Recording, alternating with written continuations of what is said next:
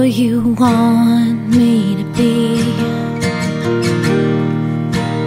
perfect one.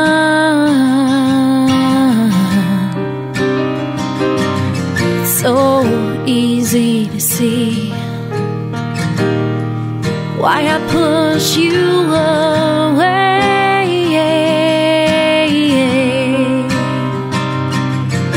With heaven inside my heart and hell in front of me, oh, I walk the endless miles to where I need to be, and it's all the same.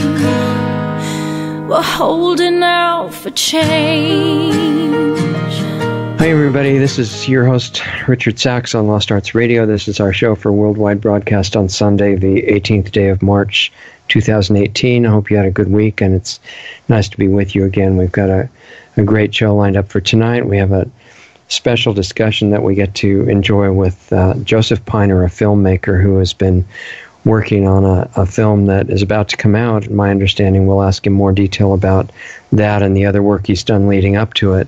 And the reason that I got really interested is it's on a subject that we've talked about a lot on this show relating to the whole issue with microwave and millimeter wave energy in the environment, the electrosensitive people that are being consciously hurt by that, and everybody else that's being mostly unconsciously hurt by it, and what the situation is, and not only the energy itself, but also the effect of focusing on these screens more and more constantly, and people kind of moving into or in the direction of a virtual reality existence.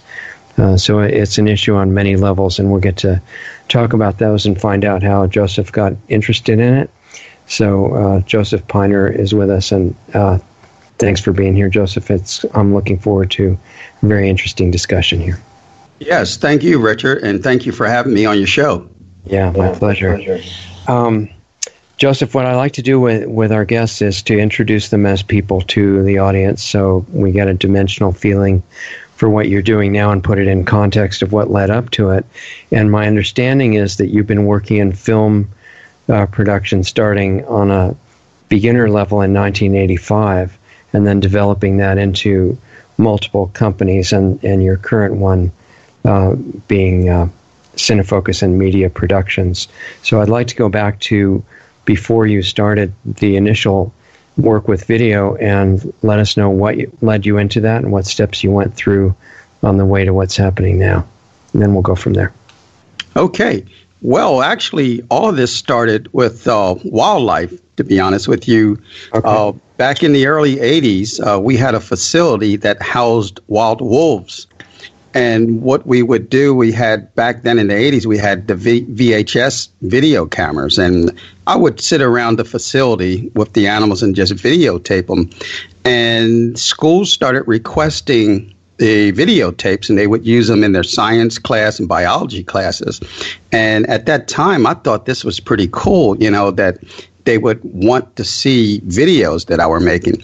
So from that moment on, I knew that that was something I wanted to do. So I started going to school for filmmaking. I went to Boise State University, by the way, actually, and I was taking photography at the time.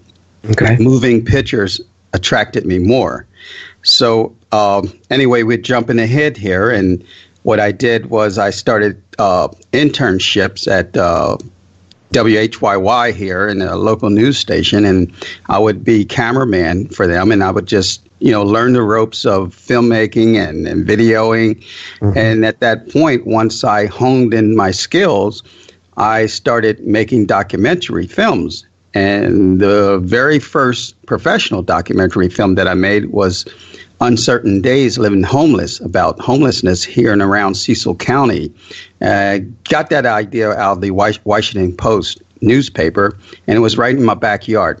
So I started making the documentaries then, and one thing led to another. And after I got done that documentary, I was right back into another one.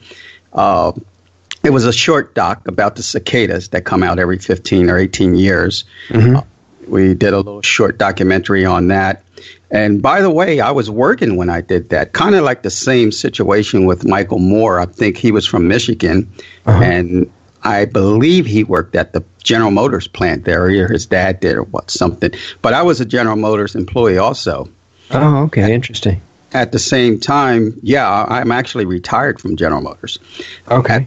At the same time, I was doing all of this filmmaking and running a wildlife facility, a nonprofit wildlife facility. Was that to rescue animals, or what kind we weren't into rescuing animals. What we were into was trying to dispel the myth of the wild wolf. It had a bad name, so the wolf was one of my favorite animals. So as I was an adult, I was able to deal with zoos and facilities such as that, and have an own facility right here in the state of Delaware. Wow. people would come there and they would see the wolves up close. But anyway, I credit the wolves for me getting into filmmaking, like to where I'm at today. Yeah, that's really interesting because, wolves are like an archetype of scariness. In children's books and everything, the wolf is the one that comes and eats you, right? You got it. Chasing you all over the place through the dark and stuff like that. But anytime you hear a haunted movie, what do you hear in the background? Yeah, wolves are howling everywhere, right? So you associate that with evil. But we were trying to dispel the myth of wolves being a dangerous animal, but we weren't trying to advocate as having them as pets either. So right. But anyway, we did a lot of things with the Today's Show. We was on there with the wolves, and National Geographic. We did a lot of things with the wolves. Okay. So what happened after that? After that, the homeless film and the short film Cicadas. I was contacted by Authentic Entertainment out of California. There was a big story going on about an 800-pound man, and he happened to live maybe about an hour from me, and I was making a documentary on him anyway. So they contacted me and asked me would I be part of the documentary for Discovery Channel, which I actually was part of the cameraman for that, and I did some editing. So that showed on Discovery Channel, but it wasn't my documentary. I just worked on it with Authentic Entertainment. So what was it about? I mean, I know that it's centered around him in some way, but what was it? Yeah, it was about an 800-pound man, how he got to be 800 pounds, and he couldn't move. He was bedridden. And the documentary is actually called the 750-pound man, but he was actually over 800 pounds. That was the name of it, the 750-pound man. And he ended up dying. All this was filmed, by the way. We followed him through his journey, and he ended up dying. And that aired quite a bit in 2006 on TLC, the Learning Channel for Discovery Channel. Okay. Yeah, that's kind of unusual to get to 800 pounds. I mean, most people who get overweight, they don't really make it that far. So what was it that allowed him to get 4 times as big as most overweight people? It was said he had a thyroid problem at first. Then after his death, we found out that he didn't have a thyroid problem. He ate himself, being that large. And I think he was around 400 pounds when he got married. After that, it all went downhill. When he got to be about 500 pounds, he could no longer move. I mean, he literally was in bedridden. He couldn't move 2 inches to the left or 2 inches to the right. So this is kind of like a psychological issue with him, right? He couldn't stop eating. You got it. Yep. And, it was just a very compelling story, actually. If you've seen this documentary, you could probably see it still. I've seen it run on Discovery Channel maybe a year ago, and we did that in 2006. Okay. After that, there was one called Shape Up America, right? Yeah, the Shape Up America actually has the same guy, John Keats, the 800-pound guy. That's the one I was working on. Okay. And this story was so large that the Authentic Entertainment was commissioned by Discovery Channel to make this documentary. Well, John Keats didn't want anyone else filming him, just me. So that's one of the reasons why they contacted me and say, hey, look, he won't let us do it. Can you do it? And that's how I got that job. So is that a separate documentary, The Shape of America? It is a separate documentary because I was already working on the documentary about John Keats. And then you may have seen the story. They had to cut open the whole side of the house, and they used the Baltimore Aquarium fish sling to put them in and carry them out. It was a big story. It was all over the news. And then they got into it. Well, he didn't want any parts of them. They came to Johns Hopkins University and asked, can we film you? He said, no, Joe's filming me, and he's the only one I trust. And that's why they allowed me to do it. So I basically wrapped my documentary up, Shape Up America, around the same time as they wrapped theirs up, because my documentary was already ahead of theirs. So where did that title come from? What did it mean? Shape Up America, because this whole... Well, I'm glad you asked that, because we are a country that is severely obese. And my idea was to bring this to the forefront, and just like I'm doing with electronic crack, to let people know that, there's a real issue here. And it's a lot, some you named earlier, with a mental issue. Some was a condition that they want to eat if they're feeling down with anxiety or whatever. Some people have different reasons. Right. But anyway, what we did was we wanted to get that out there and show how this country is becoming and is an obese country. Well, so Shape Up, that sounds like a admonition to make things better. Were you giving suggestions of how to make it better? You got it. Shape Up America, because we're not shaping in the right place. At least that time we weren't. And that's how I came up with that title. So what was the documentary suggesting that people do to not stay in that? In the documentary, is suggesting that we try to eat in proportions instead of piling our plates up. We're conditioned to pile our plates up. We're conditioned anytime there's a holiday or some type of celebration, we're conditioned to throw all this food out there and we just gorge ourselves. Well, if you look at some of the European countries, they don't do that. They eat in proportions. I'm not trying to change people's habits, but I am suggesting these are some of the ways that you can prevent yourself becoming obese or even overweight. Exercise. We had the U.S. Surgeon General in the film, and he talked about living a life where there's no exercise and you're just sitting on the sofa. Now, this was around the time when we had little games like Game Boys and stuff like that, and kids were not getting the necessary exercise that they were getting. Right. Okay, so that was that one, and then you had another one after that too, right? Before the current project. The one about the horses, right? Yes. Free Spirits, Saving America's Wild Horses. Now, that documentary, I finished up about 3 years ago, and it did pretty good. It showed in, I guess, 22 different theaters throughout the United States. And it was about the wild Mustangs, the fight that's going on out west. You have the cattle industry out there that graze all their cattle on private land. You may have heard of the Bundy story. It was the same thing, basically. You have the horses that eat these grasses on the public lands, And the BLM, the Bureau of Land Management, is charged in managing these lands. So you have the cattle industry that wants that land for the cattle. And there's a whole fight thing going on there. We don't want these horses around there. They're depleting all the grasses. Yeah. And, which I found out not to be true, making the documentary. Are there really that many horses running around in herds to make a dent in the natural vegetation? Great question.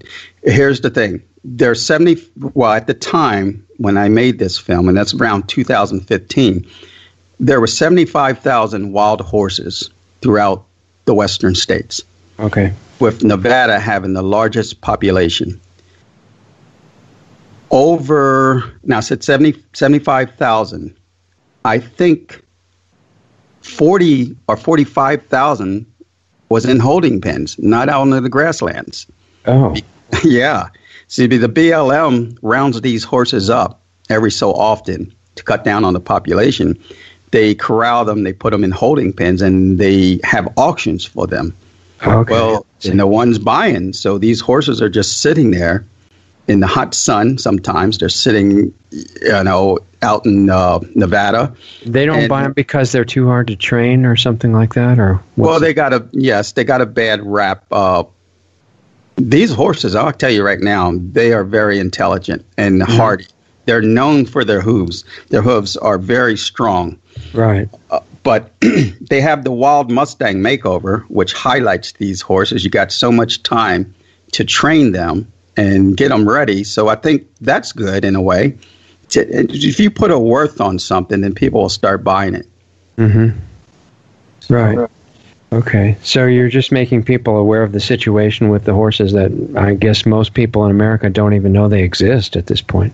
You got it. Most people don't know wild horses exist. And when you say wild horses, they say, oh, yeah, well, there's ponies down Chincoteague and Assateague Island here off the coast of Virginia and Maryland.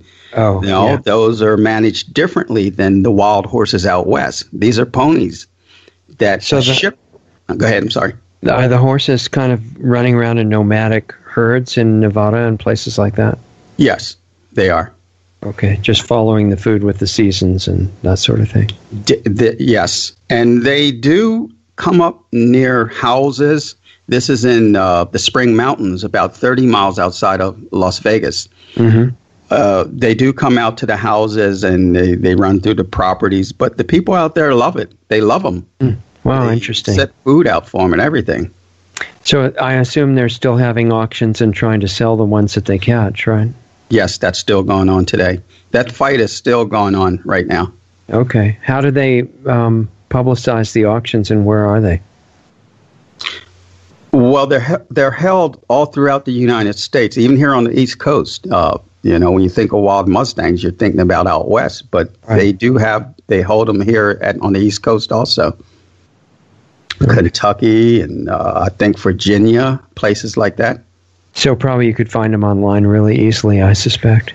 Yeah, and people that are into this, they know where to go at. If you go to the BLM website, mm-hmm. they have the information there that, hey, we're holding this auction. You can come and bid on the wild horses. Right. Pretty neat. Okay. But yeah, I really enjoyed that documentary because I got to go to the Pryor Mountains in Montana and stay up there for a week at a time in the wilderness and see bears and mountain lion, and I just love that kind of stuff.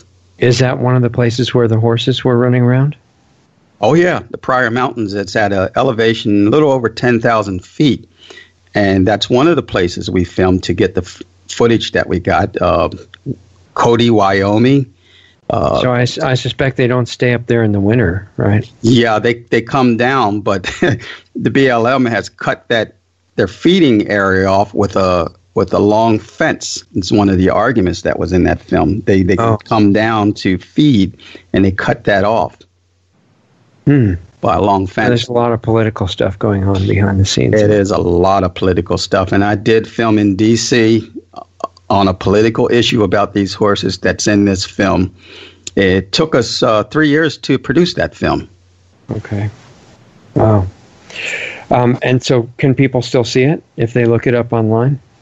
Yes. Actually, they could. I know Tugg, Tugg, was distributing the film for us, and they were the ones getting them in the theaters throughout the United States. They could try the Tugg website, and certainly there's a digital download on our website and Blu-rays and DVDs. Okay, what's the name of that site? It's www.cinfocusmedia.net, all one word. Okay, CINFOCUSMEDIA.net, right? That's it. And you'll see the icon for store up there, and they could go there. Okay, so you've got the horse movie for sale, basically. Yes. side. Okay. So what were the steps that you went through between that and getting interested in anything to do with screen time and the microwave situation and all that? Okay. When I was finishing up Free Spirit, Saving America's Wild Horses, right towards the end, I was still in production, and I began to notice everyone's head bowed down looking at their hand. And I got to looking around and said, this is really something. In the stores, everywhere you turn, people were walking, running into things out on the street. And I said, you know what? I got to find a way to put this in a documentary. That's going to be my next documentary. I don't know what the name of it's going to be or exactly what it's going to be about, but that has to be my next documentary. And I wasn't even finished with Free Spirits at the time. Mm-hmm. When I got done with Free Spirits, when I got picture lock on that, I went right into Electronic Crack while trying to promote the other film. And my reason for it is that I just see the whole world changing, which is not a bad thing. But when you start having people killed by texting and driving, mm-hmm. when you start having people not paying attention to you, losing their marriages, losing their job, there's an issue here. And not only that, when I started making this film, I found out about wireless radiation. Right. And that took me for a loop. I mean, I always heard years ago about holding the phone close to your ear. And I'll tell you right now, you got a lot of people out there that are sensitive to microwave radiation. And you got a lot of people out there that think these people are quacks or are crazy or they're lying. Yeah. Well, I would have to say to these people, some people some people are allergic to peanuts and some people aren't. Well, what's the difference? Some people are allergic to sensitive radiation by wireless and some aren't. So just because you're not allergic to it or have a reaction to it, that does not mean that person doesn't have it. And that's the way I'm looking at it. It's really interesting because in a way there's a similarity, but the other side of that is that if you're not allergic to peanuts, if they're fresh and organic, they probably don't hurt you. But if you're not sensitive to wireless, it damages you anyway. Yes. Right? That's a big difference. Those are the ones that are getting damaged and don't know it. But the ones that are sensitive to it, they know it because we have one lady in the film, Jennifer Wood, mm-hmm. from Green Bank, West Virginia, who showed us during the filming of her a picture, and she looked like she had cancer. She was so thin and just looked sickly. And this when she was living, I think she said in Hawaii, I think. Mm-hmm. But she heard about the place about Green Bank, where by the way, you're not allowed to have wireless right. in Green Bank. So yeah, that means there's no cell phones or anything no tablets, no cell phones, nothing like that. Yeah. It's and no cell towers, no small cell towers or anything like that. Yes, you ride through there and turn your cell phone on, they just won't work. And it's called the quietest place in America. So as soon as I heard about this, I packed my cameras up, my drone, and everything there is that I use in my tool bag. Mm-hmm. And I went to Green Bank, and I ran into a fellow named Michael Hosting, who's the director of the Green Bank, West Virginia telescope there. Mm. That's the whole reasoning for this, too, by the way. There's a giant telescope there that monitors outer space. The cell phone. That doesn't look like what people think of as a telescope, right? It looks like a giant dish with... I'm sorry. It's a disk. It's a dish that monitors outer space. Right. And come to find out, it is run by the government. I didn't know that at the time.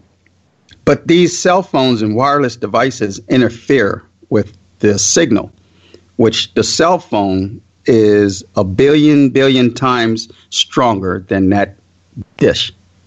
You mean the signals that the dish is trying to pick up, right? Yeah, yes.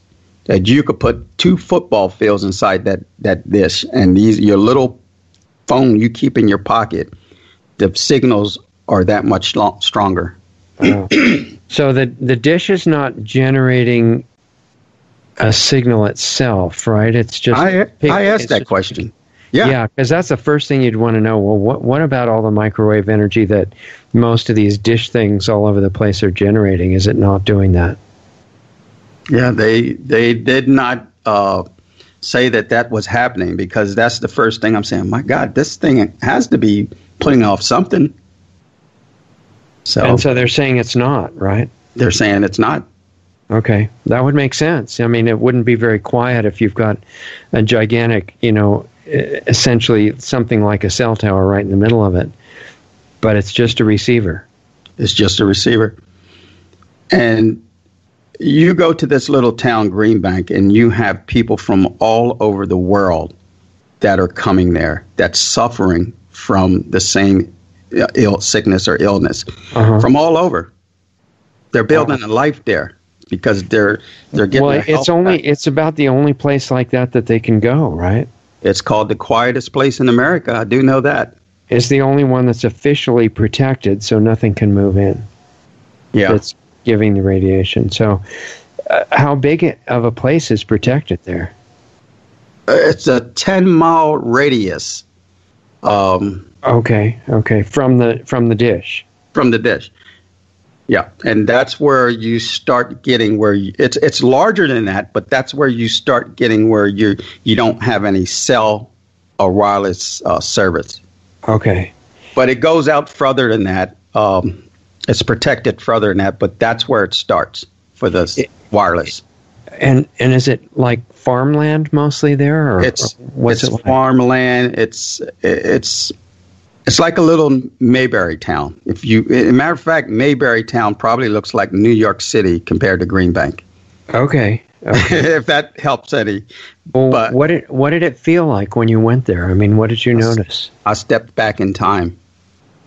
Like in the 50s or something like that? Yes, I stepped back in time. As soon as I got there, I stepped back in time. And we went there, and there was one little restaurant, gas station, souvenir store, all combined in one. We ate breakfast there, our crew did. So the population there is not very big at this point? It's not very big at all, no. Isn't that interesting? I mean, that's a commentary on whether people think this problem is real.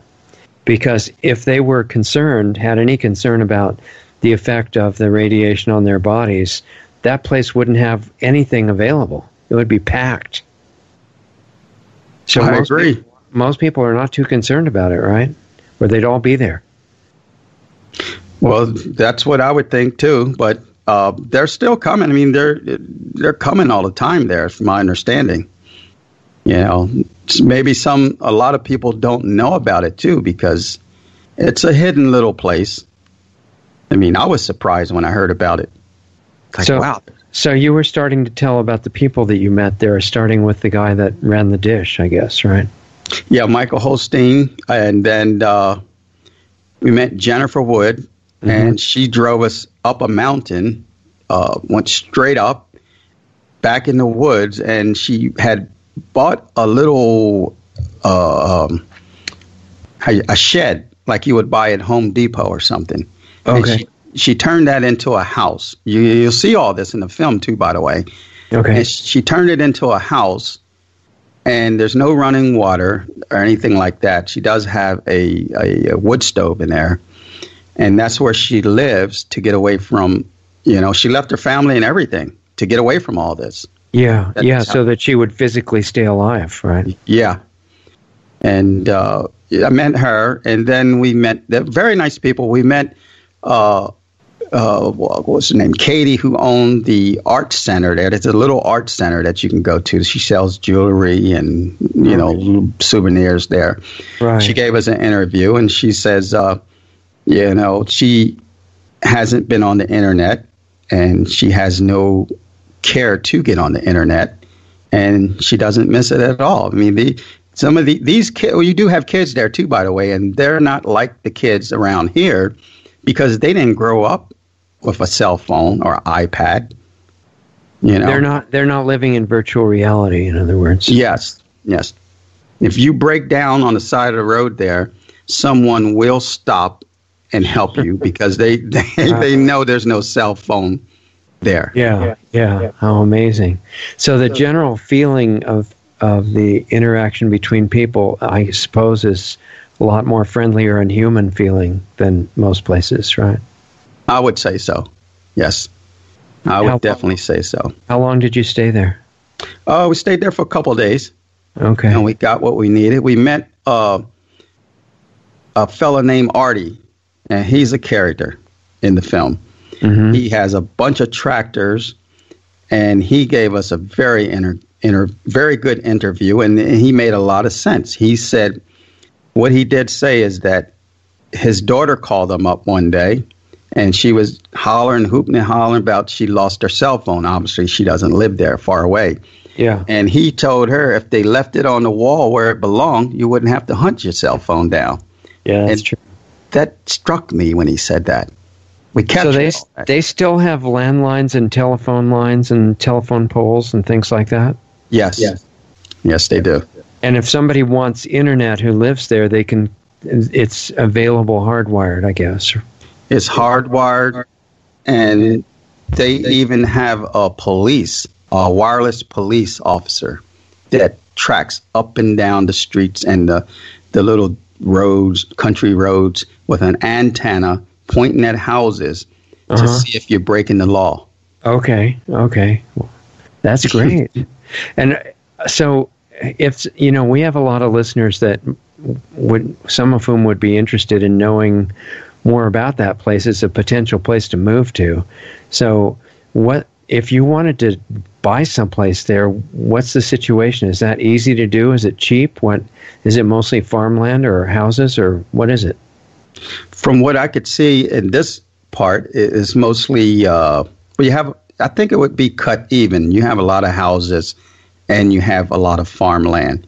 Not far from there was coal mining, which isn't anymore, but not far from there. And I would say, anyone listening can Google Greenbank, West Virginia, and they give you a pretty good rundown about that small town.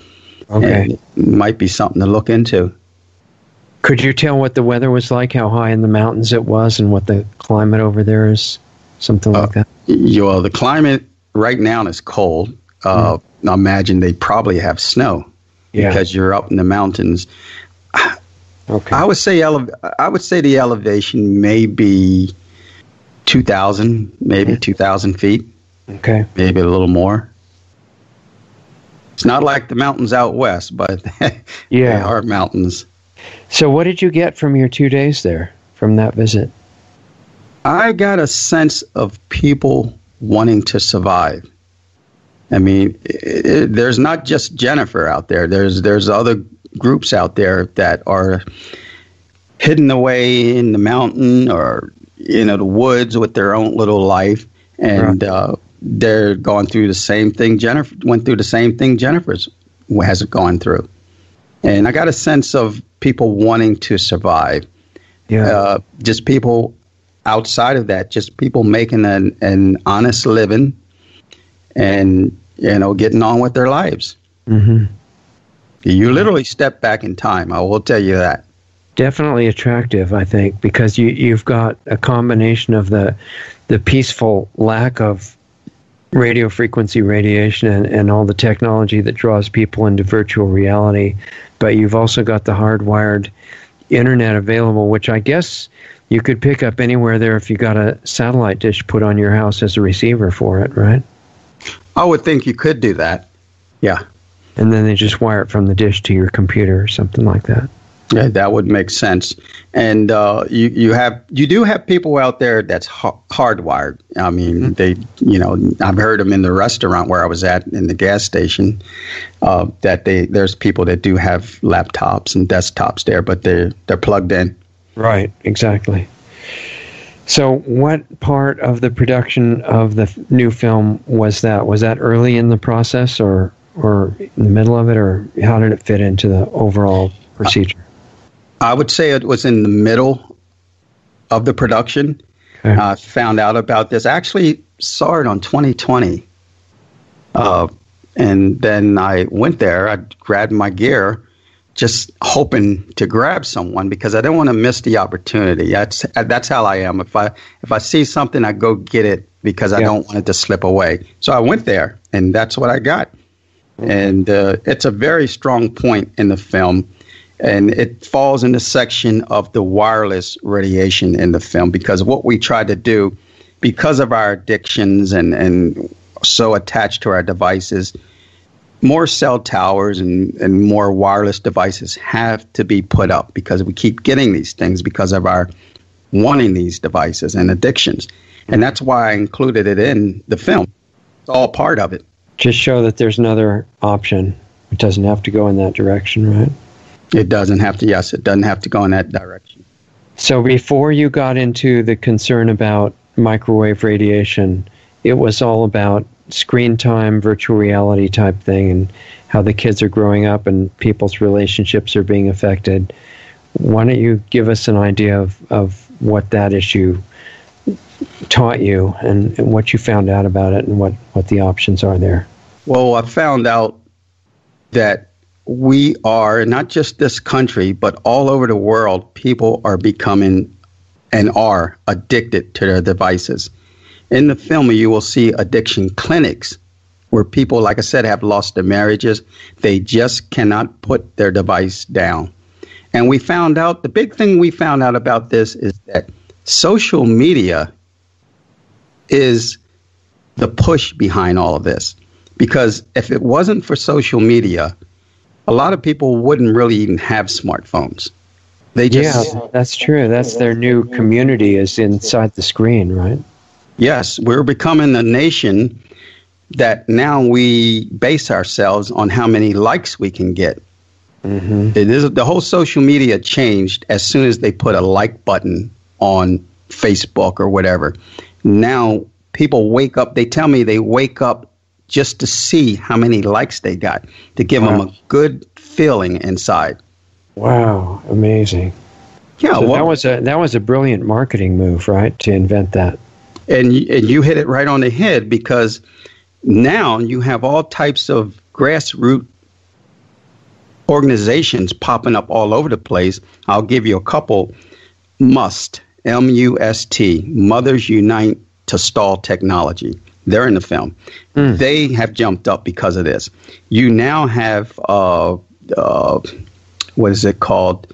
Mothers Against Underage Smartphone, where they don't want kids over 13 getting smartphones.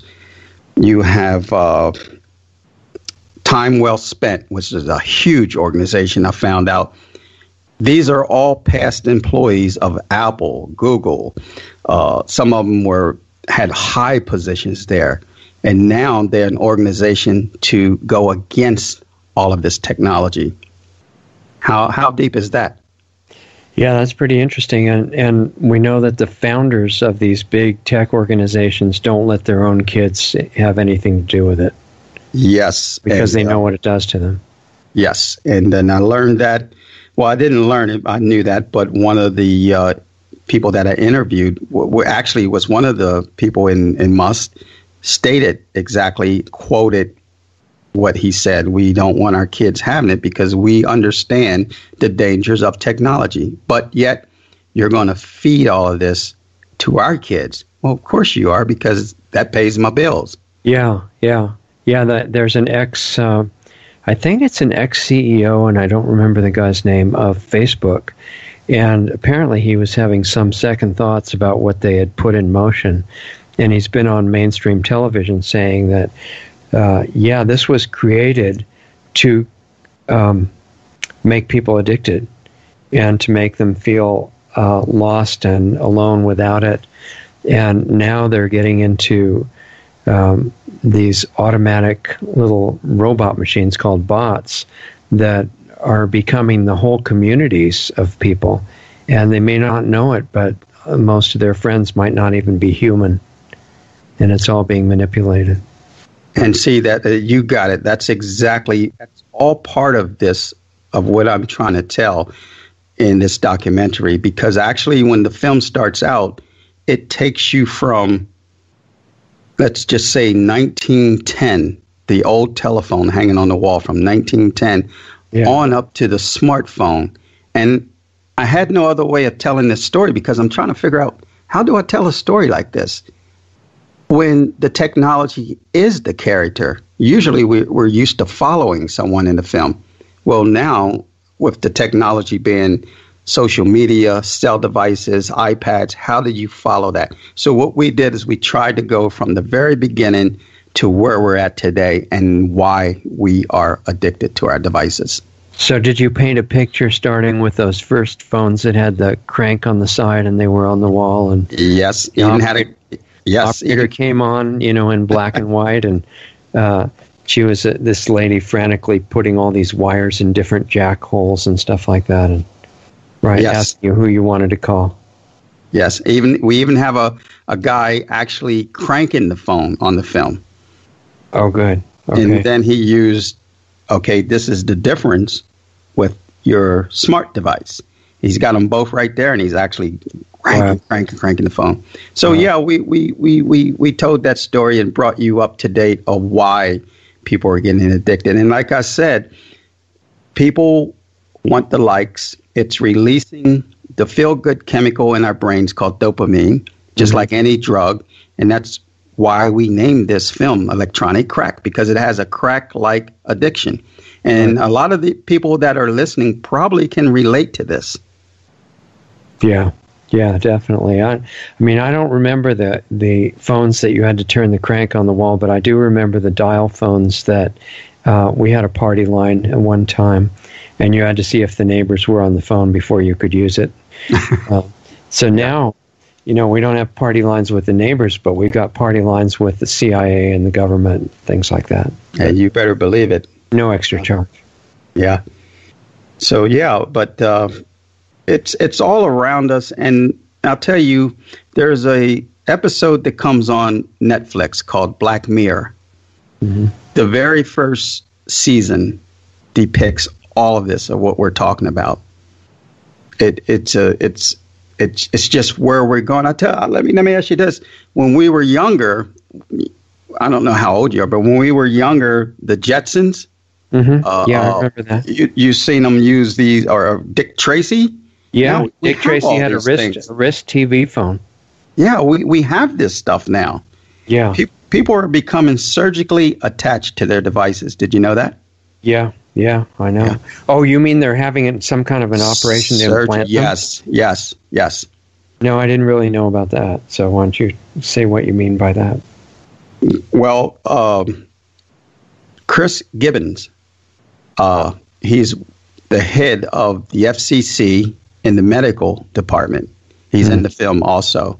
Okay. And he's the one that told me about this, where people are becoming surgically attached to their devices, because what they used to do was wear the earpiece in their ear all day long. Now they get it planted in their wrist.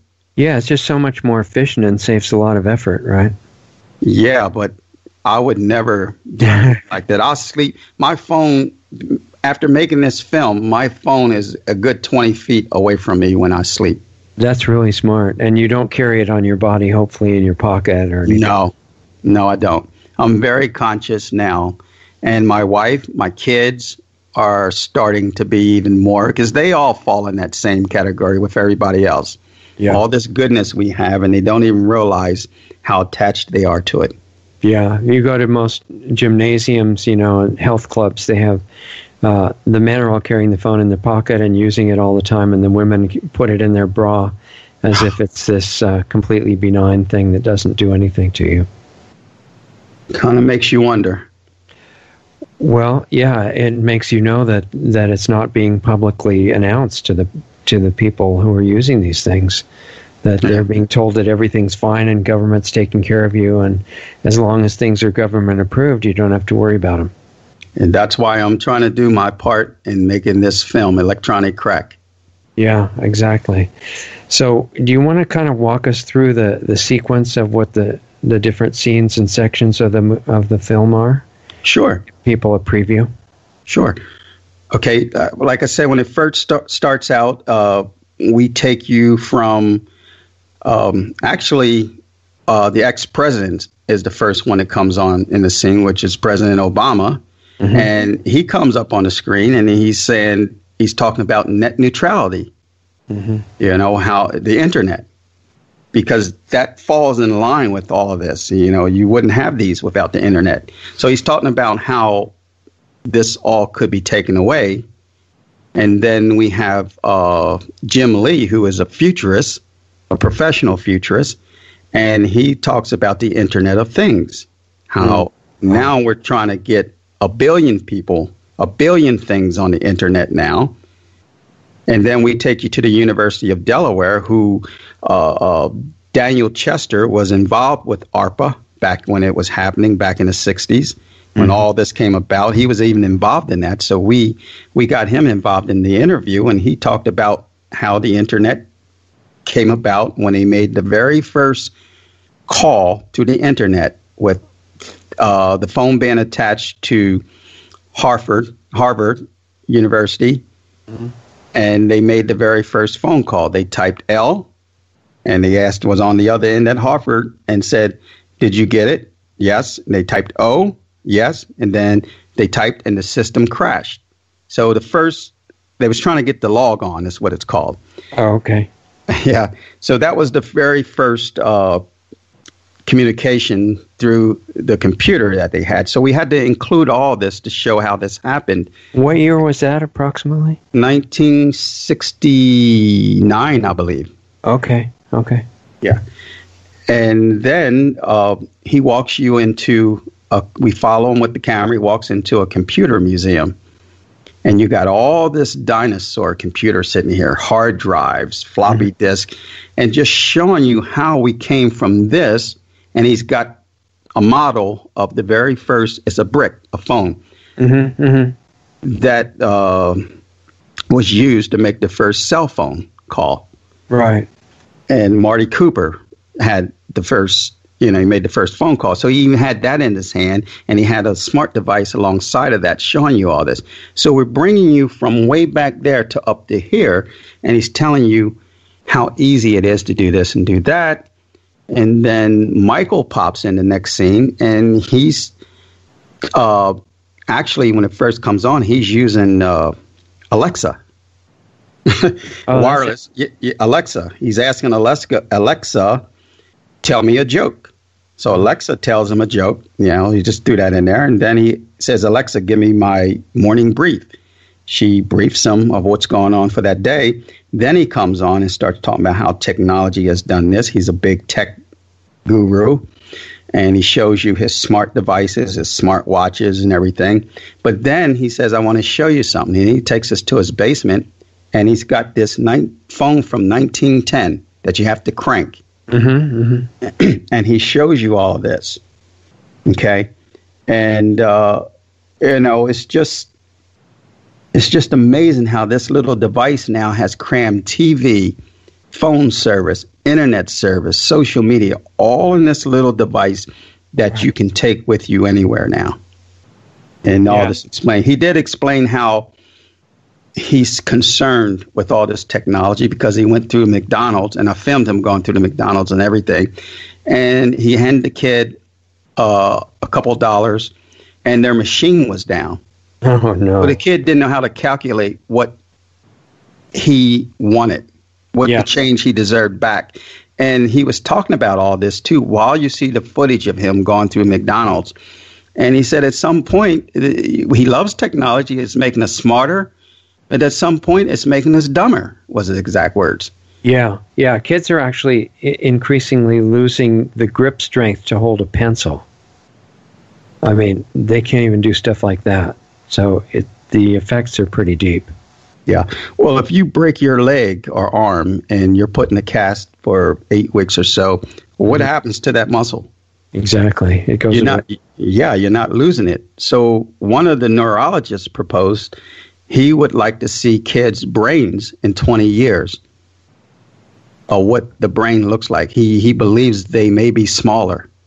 Yeah, it's probably already radically changed, I would suspect, if you knew how to recognize it. So they say the bigger your brain, the smarter you are. Yeah, at least potentially. Yeah. So it's a whole host of issues that go along with all this goodness that we have. And when I say goodness, that is the progression that we're in, the technology. There's a backstory to it, and that's what we're trying to show and tell in the documentary. Yeah, exactly. I remember a famous picture of Mark Zuckerberg in a big auditorium walking down an aisle like in a movie theater, with hundreds of people sitting in the chairs there with these helmets on, lost in virtual reality. He was the only one that was seeing the outside world. And it looks to me like that's the direction that we're being encouraged to go. Well, it's Richard, it's scary because I see what's going on, and I'm willing to bet anyone that this is going to come to a head sooner or later. Whether it's with the wireless radiation, the addiction, but this is going to come to a head. It puts me in the mind of the cigarette fight back in the 60s and 70s. Mm-hmm. It's almost kind of the same argument because everybody and their mother smoked cigarettes in the hospital and in planes, everything way back then. Right. Then, as we got the knowledge and says, wait a minute, this is harmful, then there was a movement to stop this, or at least get a disclaimer put on the packages. And then they pushed the U.S. Surgeon General to put that disclaimer on cigarette packages. This is harmful to your health. Yeah. Well, the same thing's going on right now, and you could see this in the film. They're pushing to have a disclaimer put on packages of devices that this is or could be harmful to your health. And that's a movement that's going on right now. Right. Well, because it's extremely well known that it is harmful right now. And it's just being hidden, you know, and and the state is working in partnership with the global corporations to keep it that way. So the government is, making sure as much as it can that nobody finds out. And I think that's the reason most people don't know. It's not because the scientific investigation hasn't been done. It's already been done. But the power structure is united trying to make sure people don't find out. Well, and you said just that. There is a law that they have to let people know that if it's harmful. Now, and you know how they do that? Invisible print? Basically, if you take your cell phone and you go into settings, and then you go to information, and then there's a thing called legal. If you click on that, it tells you, do not hold this phone this close to your ear. Well, it's in little fine print, and you got to go through all these virtually nobody would ever find that. And the other thing I've noticed about those caution notes with the cell phones is that they only tell you have to hold it like so many millimeters away from your body. That's complete nonsense. I'm sure at that distance, it's still harming you. They've just come up with some arbitrary, fake safety warning that is satisfying some legality. I don't think they're too concerned about what actually happens to the people. They're not. And I wished I had a camera with me. We had our very first film screening this past Saturday. Wow, that's exciting. In Westminster, Maryland. It showed in the theater there. And I wished I had a camera after the screening because one lady came out and she threw her phone in the trash can. That's not the reaction I want, but it was very powerful. Yeah. Well, the other thing is it's possible to, as far as the radiation issue is concerned, we've had physics experts on and people like that, and they say that these can be created with a different frequency that is human compatible. And it's known, and they're choosing not to do that. So that brings up an interesting perspective, I think. Well, this is not a technical issue that they haven't solved. It's a choice. Yeah, they may fear that it's going to interfere with the profits. I don't know. I think there are other agendas besides just money that, are way beyond it. But as far as the screen time issue, even with a human-friendly radiation, that wouldn't solve the screen issue, which is people living in virtual reality, right? Yeah, and then that's we're swimming in virtual reality. We're literally almost there.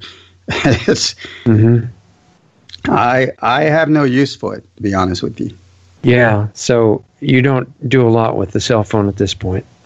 No, Personally, I mean. I make calls. I can get texts. I can check my email. That's all I need. I don't need to sit around all day long and scroll. And that's another reason that you notice on social media, you could just scroll and scroll up and up. It just keeps going and going forever. And Facebook, they made it like that. They want you hooked. Right. And there are millions of groups you can join and things like you don't have time for regular life if you really do that. Oh, and the China exchange student explained exactly what you did. He's in the film.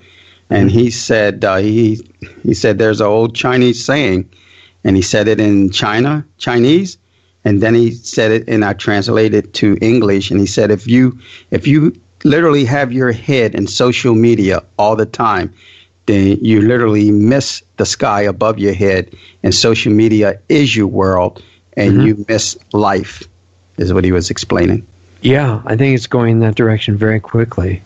And it's almost like, I know that there are social problems happening in families now. It's tending to break up families and between siblings and kids and parents. And kids are getting resentful that they have to get off the screen long enough to sit down and have food or whatever it is they're doing with their family. It's just a distraction from the main focus, which is to stay connected all the time. It's outrageous. I mean, kids are beating their parents up over it. Physically. Yes, physically. I've heard a lot about it destroying the ability of people, starting with young people, but all the way up to adults, to have personal relationships. And people are texting each other instead of talking and stuff like that. And it's pretty amazing. I hate that. I mean, I don't mind if I'm somewhere and you text me, hey, I'm on my way home. That's it. Right. I don't want to carry a conversation with you typing in a text. Because people are developing that skill. I've seen people they can type so fast, it's almost like they're doing it instead of talking now. They do it faster than what they talk. Yeah, it's amazing. I mean, to me, it's really clumsy, and the keys are so tiny. It's easy to make mistakes, and it's just, not very attractive. But I know people are completely into it at this point. Mm-hmm. You know what? One of my favorite scenes in this film is? What? Senior citizens and technology.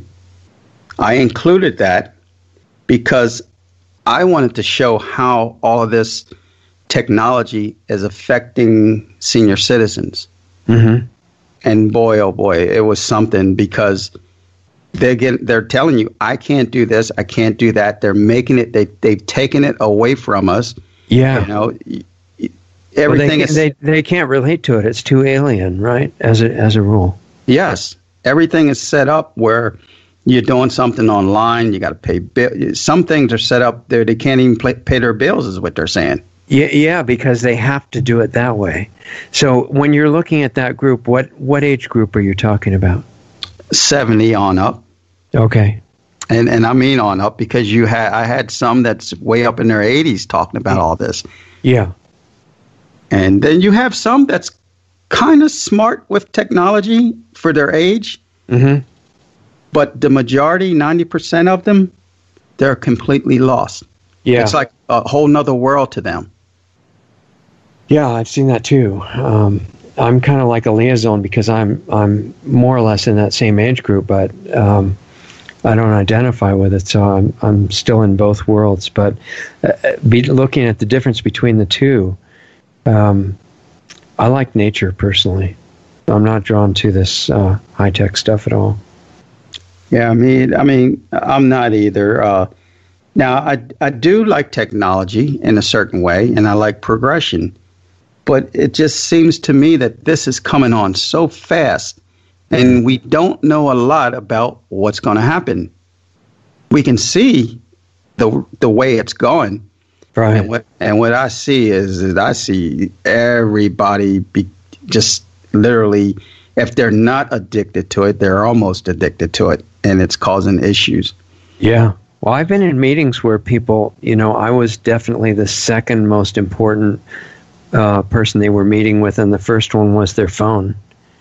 And they had to keep interrupting things to send texts and answer emails and stuff. It was just ridiculous. You couldn't couldn't even communicate with them well anymore. They were gone. There's no reason for it. They say they did a study.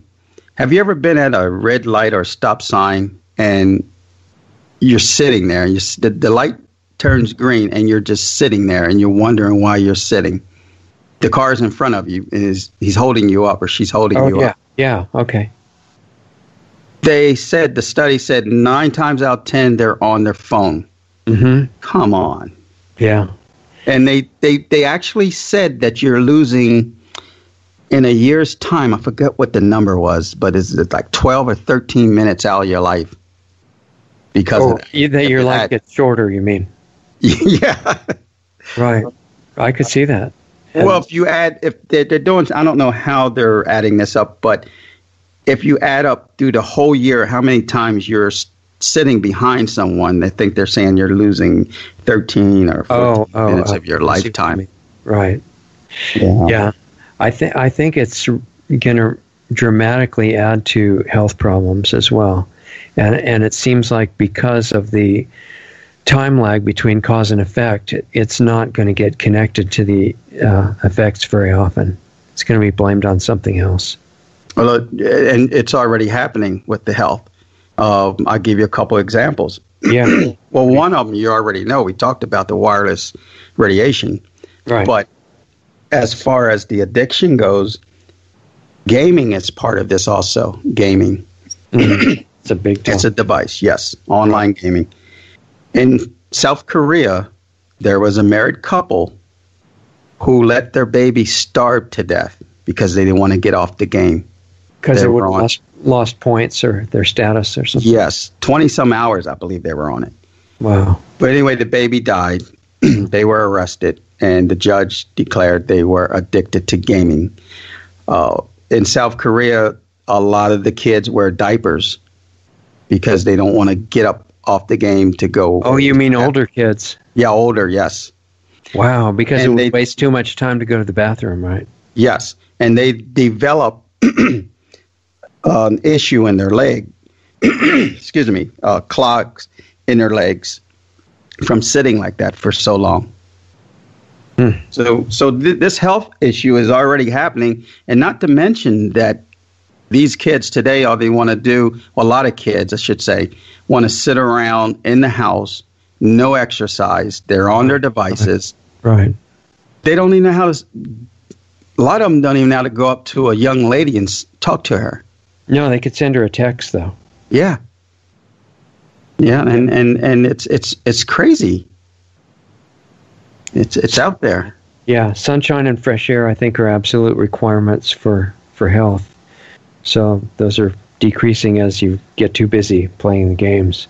And the games, that's a really interesting addiction. I mean, and they do cost money too, I think. Or a lot of them do. But if you got totally into the games, they're making them so attractive, and exciting compared to boring, regular outside life that I think people are looking forward to getting hooked into virtual reality and living in it eventually. I could see quite a few people doing that. The young fellow we have is a 17-year-old high school student who is addicted to gaming. He's been to a psychiatrist, the doctors. We filmed him going to the doctors to get a functional MRI on his brain to see how the gaming is affecting his brain. He's failing school. He literally tore the house up, punched holes all through the bedroom wall, kicking it. I mean, it looks like a bomb went off in there, all because he's having issues with the gaming. Like he wasn't getting to the next level or making enough points or something. Right. And he just gets so mad, he would kick through the walls, and, his mother would go to turn the Wi-Fi off and get it, and it got out of hand. And all this is in the film. We filmed all of this. It's a bit of a shock value, and that's what we wanted to show in this film. We have a young lady, Kyla Wilson, who was in middle school. I think she's in high school now, but she was about probably 7th or 8th grade at the time when we filmed her. She took a challenge to give her cell phone and iPad and social media up for 2 weeks. Wow. That was a killer. we left a little small consumer camera with her to film herself throughout the 2 weeks of how she was feeling and, what's going on with her life. And we let the psychiatrist look at all this and get his take on this in the film. So how did you do with that? Around a little over a week, she started saying she felt free. She had more time on her hands, and it's no big deal to talk to. She had 300 friends on Instagram and so many on Facebook, and she said she just felt free because it was like she had to contact them sitting around the house. Now she's flipping around, riding her bike, and playing. So she proved that you can recover. That was the idea of yes, she did. So she went through like the withdrawal symptoms were the first week, and then after that she started getting better. Yes, as she went on, getting closer to her 2 weeks, she was telling us in the film, and that's her filming herself too. We put that in the film. She says, I feel free. Well, today wasn't too good. I was down a little bit, things like that. Mm-hmm. And I thought that was a pretty good piece in the film to people that could relate to this. Right. Yeah, sounds like a neat story. Inspiring. You mentioned just in passing the whole big issue of the Internet of Things. What did you learn about that? Tell people what it is and what are the issues connected to it. Well, the Internet of Things are saying how much can we get on the Internet?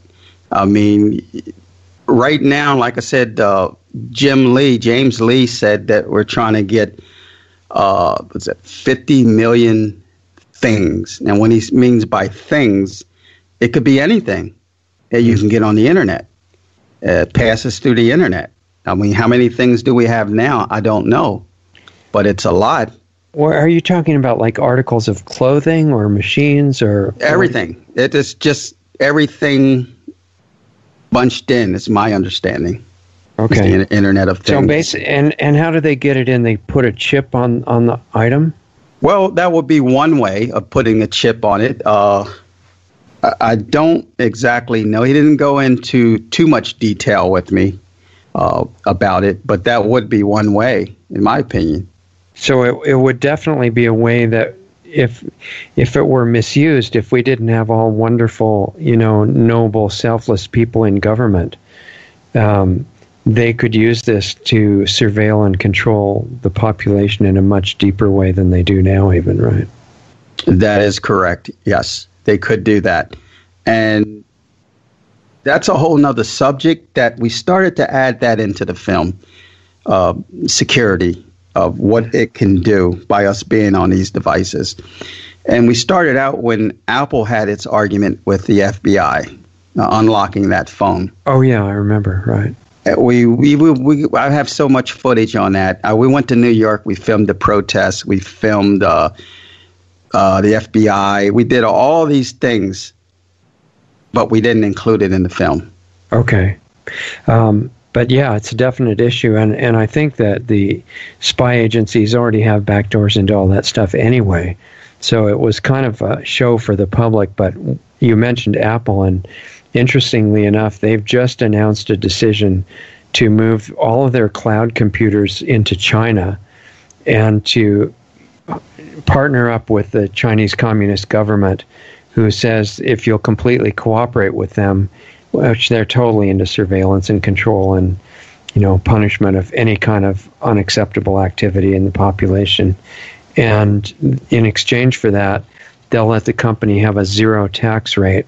And Apple has decided that sounds great, and they're moving everything to China. Wow. I thought that was pretty important. Yeah. That means everybody's code keys, passwords, everything will be handed over to the Chinese government. Wow. So it'll be interesting to see what happens as that develops. And they already have this in communist countries? Yeah. Yeah, they already have this where, you can't even, some countries you can't even go on the Internet. Well, that's right. I mean, in China, for example, they have a new social credit score device that they've put into place, and it's called something Sesame Score, something like really friendly and innocuous and fun. And what it means is that they surveil all of your expressed opinions about everything on the internet, in all your communications. And all of our communications are now monitored by government, even here as well. And they put them together and come up with a score about whether you're acceptable to the rulers or not. And you get strikes if you're not. And you get little things like you can't have a job and stuff like that. Yeah, I read about that. You're right. I did read something about that. Yeah.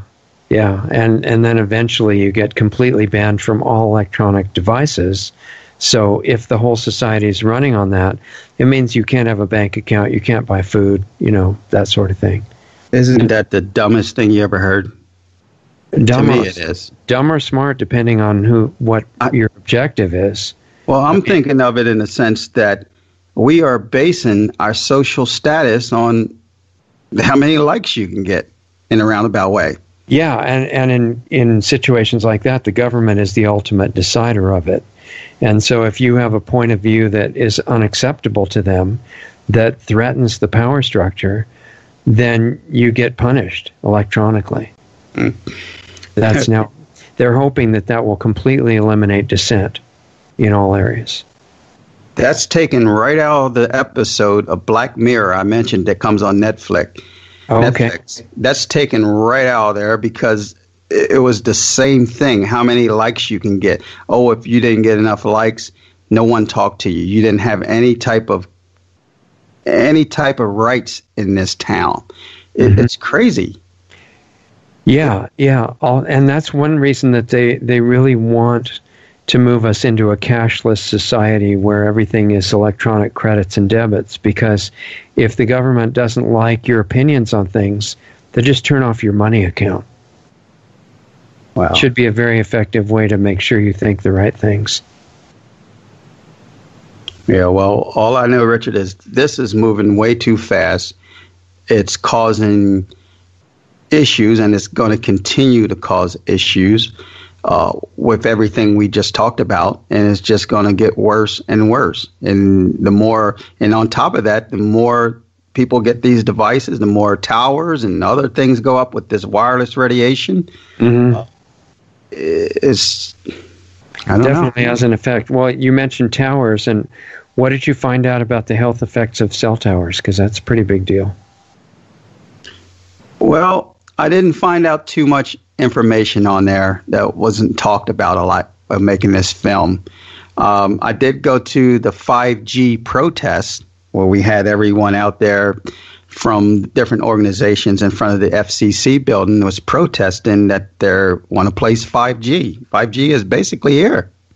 Yeah, it's already going in. I mean, there are cities like Palo Alto, California, and other places where they're already experimenting on the population by mounting these little friendly-sounding small cell transmitters. And the fact that they're physically small, they hope that people will not notice that they're dangerous. And they put them like 20 feet outside somebody's bedroom window. Yeah, I've seen pictures. Yeah, I've seen pictures. So the faster, Dr. David Greenfield, who owns the addiction clinic in Connecticut for internet and technology addiction, he said the faster we get feedback and the faster the internet connection is, the more we get addicted. Uh-huh. So that makes sense. Speaking of this 5G, ultimately, it's supposed to be faster. Mm-hmm. So now we're looking at more people maybe even getting addicted, is what I want to point out. And the frequencies that they're using on it are radically faster frequencies as well. So the effect on the body, which has a very slow, peaceful internal electrical system, is more disruptive. It's like going through the airport scanners constantly. Wow.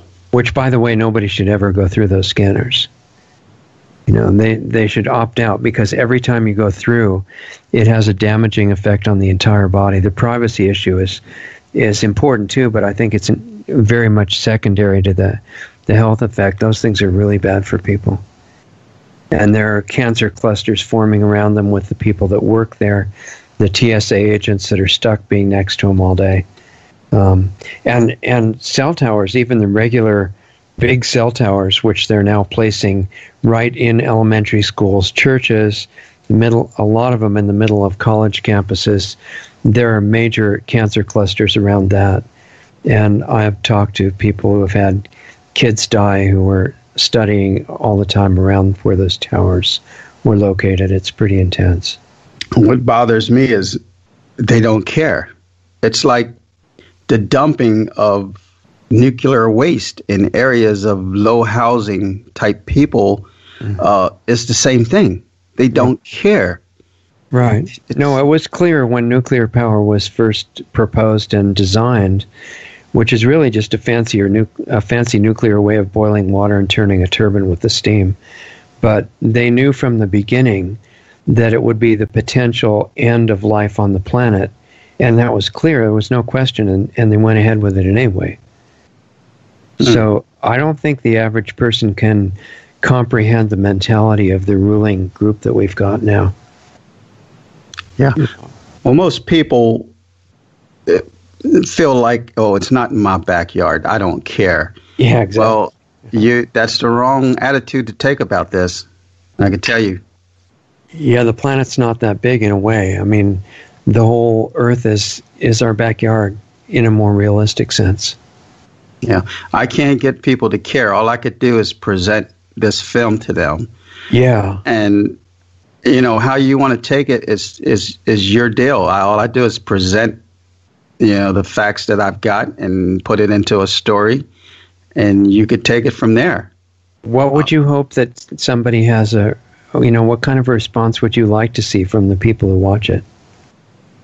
Well, I wouldn't want them to come out of there and throw their phone in the trash can. Yeah, then they suddenly can't live anymore. But yeah, but I would like them. What should they do?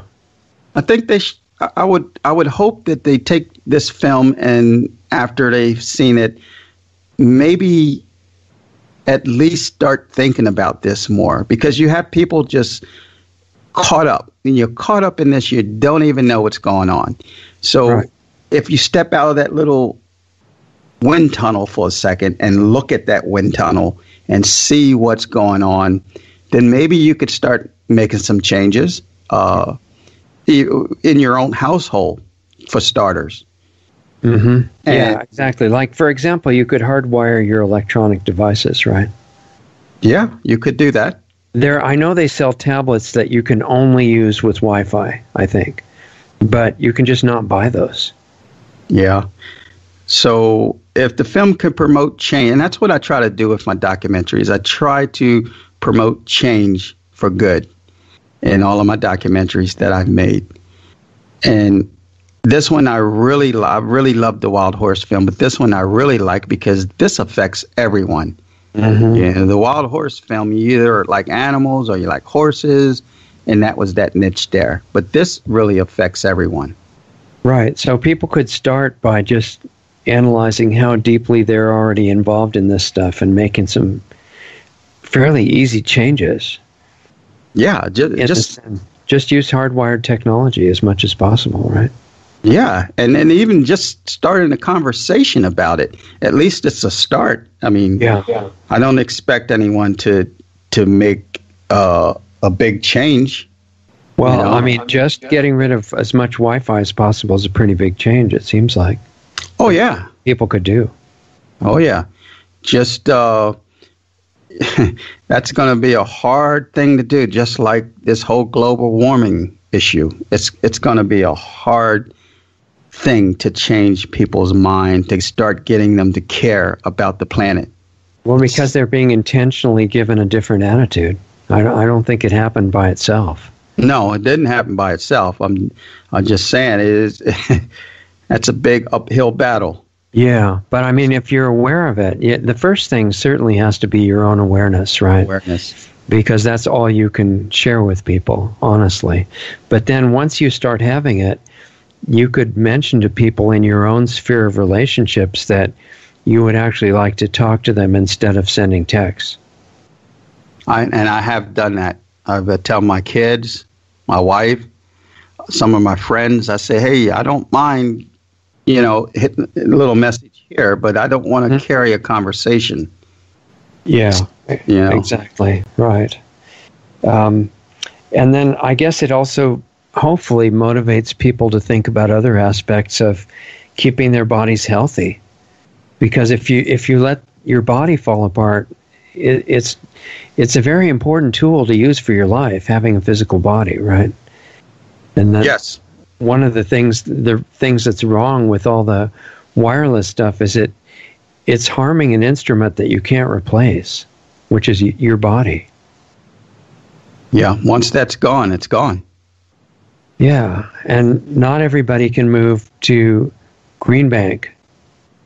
So I think one of the things that people can do, as unappealing as it is to most normal people, is they could consider actually getting involved with whatever level they feel comfortable with. But we, for example, just had someone on the show who decided he'd run for political office, a fairly high office in California.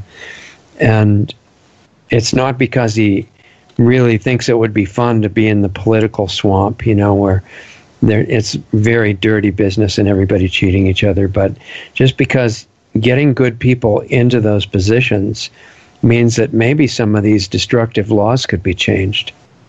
And that's the way of going about it. You have to get people in the positions to make these changes. And we all know that. But, we got to get more people interested in this and people that want to get into political position to make these changes. Yeah. I mean, I'm as guilty as anybody of being so busy that I can barely keep up with any of that stuff. But I did at one point. They were recently in the town I'm in deciding where to put the new 5G transmitters. And it's interesting because the local city council wasn't focused at all on any health issues or privacy issues or anything like that. They just wanted to know if they could possibly put these on city-owned land, which means that little group of rulers, not, to me, the city is the people who live there in the land. It's not those people who are controlling everybody, but they consider themselves the city. So they were trying to arrange it so that the telecom companies would put the transmitters on their property so they could make some rent money from it.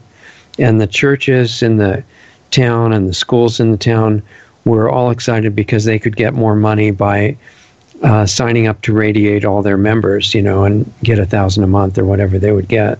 And so I went to the city council meeting to talk.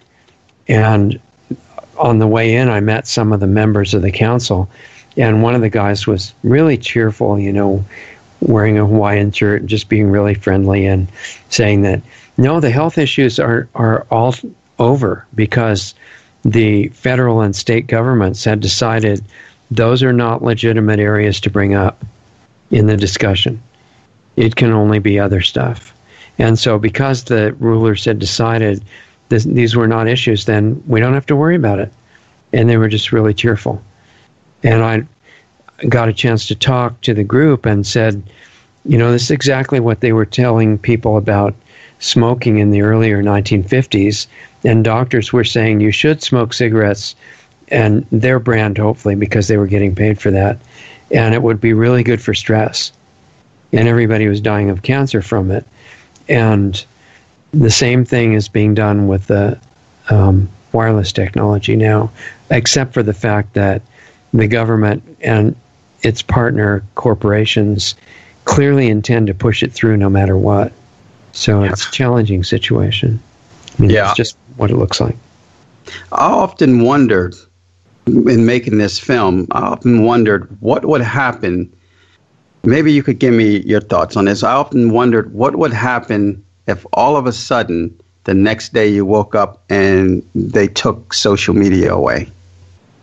Well, personally, I think it would be great, but I think there would be a lot of business for the psychiatrists and the psychologists and clinics of various kinds, because people would go crazy and have extreme depression and anger and other things coming up. That's exactly what I was thinking. Yeah, I think they need therapy to get off of it. It's beyond the point of just saying, okay, tomorrow we won't have any of it. But the main problem is not the addiction.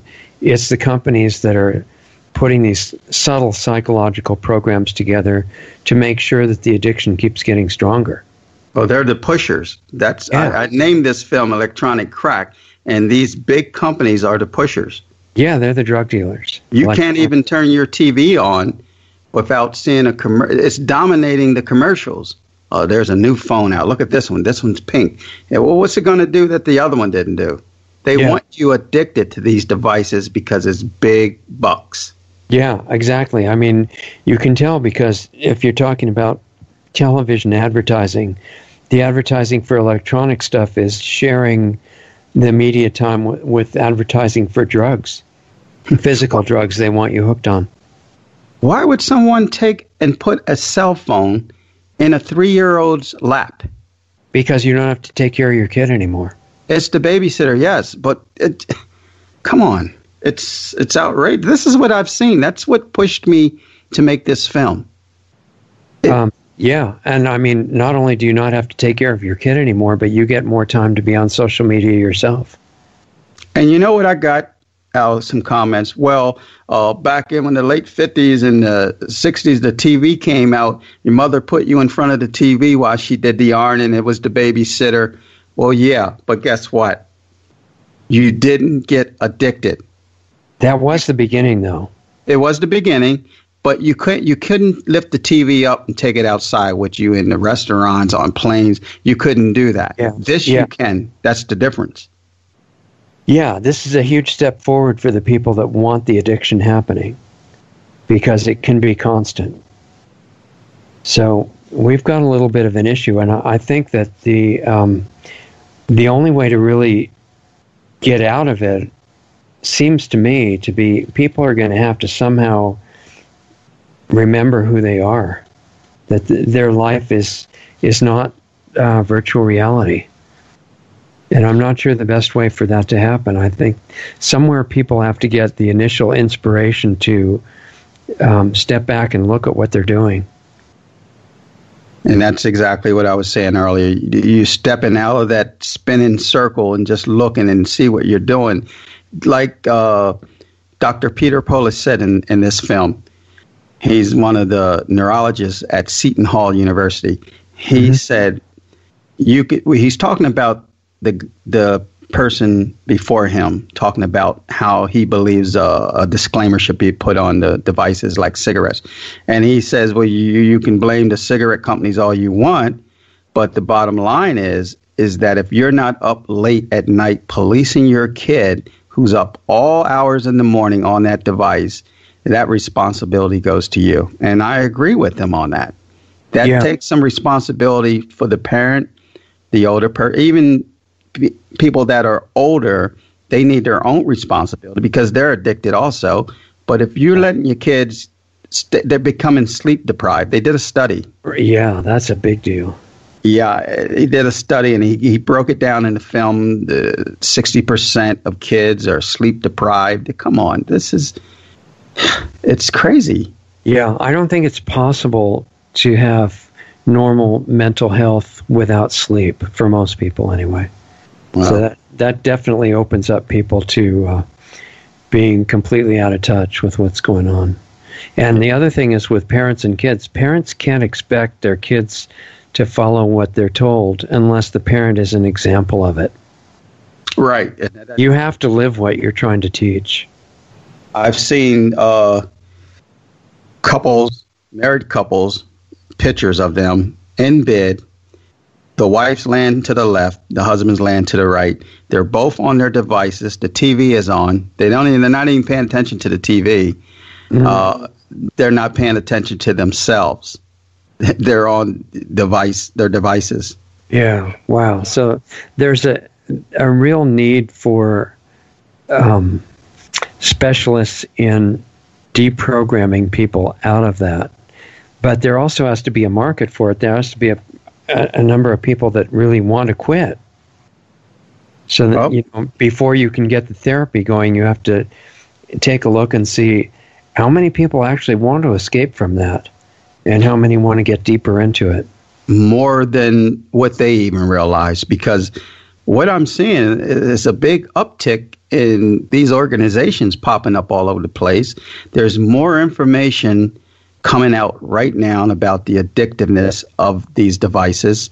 And you can look around all over on articles all over the place talking about how people are becoming addicted to devices. You even see it on some of the late night shows. They're making jokes about it. I mean, it's not a joke, but they're making jokes about it. It's just, it blows my mind. At one point, I'm amazed with it, to be honest with you. Well, yeah, I think it goes together with people losing interest in the non-virtual world. You've got all these things are so tied together. The way the economic system is set up right now and the social system, you've got vast numbers of people, the ones that do have work to do to make a living, are working at jobs that they don't like. And they're really not too interested in their day-to-day life compared to the brilliance of the artificial colors of social media and video games and things like that. I'm glad you said that, because at the same time, they working in jobs they don't like, but they're spending, like the one lady, 10 hours a day on her device. Now let's take that 10 hours a day and apply that towards getting a degree in something. Think about that. Yeah, or what about getting your health back and exercising and, going to the natural food store and getting good food and things like that. But what if you had a job, a work that you did every day that you were actually excited about, instead of a job that you're just putting in hours that you're selling for money? I think that could help a bit. If it's something you're excited about, then probably, I don't know this for sure, and probably you wouldn't spend as much time in that little virtual world. Right. But another aspect of it, too, though, is that doctors need to... real health this is another big subject, but it's tied in.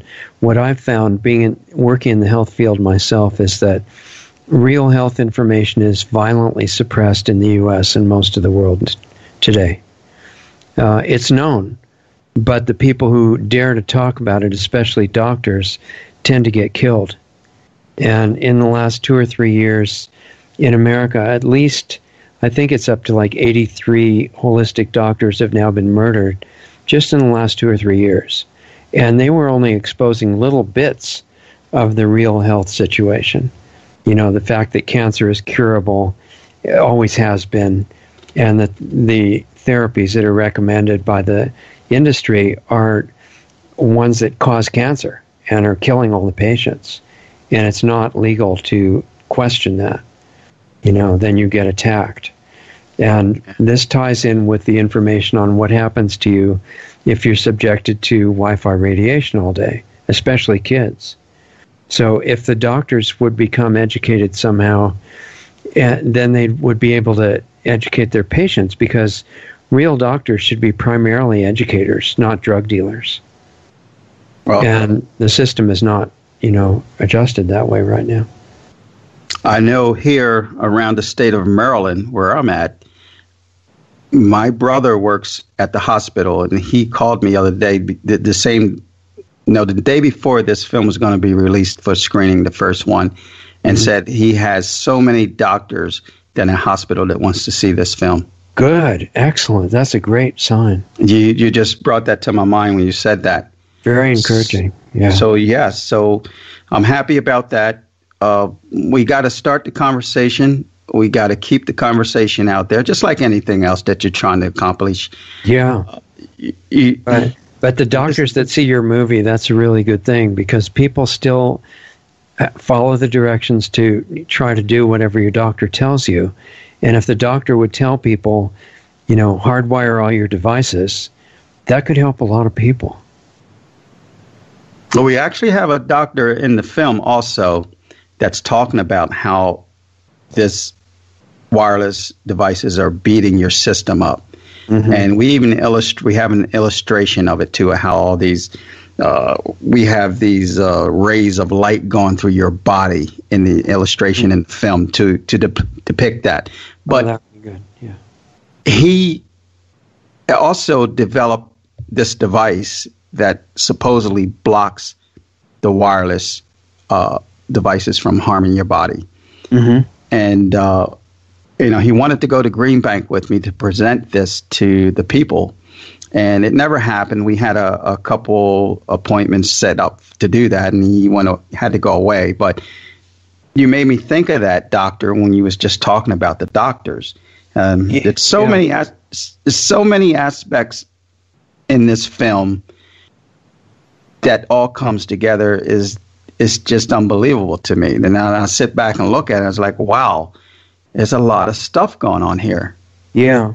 Well, and the other thing is just precautionary measures that people need to know about, not nonsensical stuff like hold it at least 2 centimeters away from your head or something like that.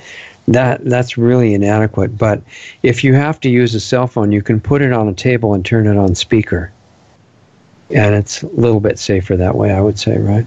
Yeah, I would say it is. Yeah, it's pretty. Degree that you have to use it. I know. I wouldn't have a smartphone other than the fact that I've had to make videos with it, but I guess that could be done with a video camera. Doesn't have to be done with a smartphone. Yeah, that's true. So, do they put out radiation when you're using them on video function? Probably not, right? It's just I wouldn't think so. Sending and receiving calls. Yeah, I wouldn't think so, but I can't give you 100%, but I wouldn't think it would. Right. The other thing is the surveillance aspect, that they track your location now in real time around the clock, right? Yes. It's presented as for your own safety and everything, but I think there are other sides to that. And they've got backdoors. Any of them can be entered by spy agencies at any time to keep you safe, of course. Well, a good example of all this spy getting into the internet is the Russian situation in the White House. That's a good example of how easy they manipulated all this technology. Yeah, it's really interesting because I've done a lot of investigation into that, and it turns out that the ones that were spying were domestic agencies, not Russians. That was It was completely made up from the beginning. Wow. Other than that, all the countries are constantly spying on each other. That's understood. But compared to the amount of U.S.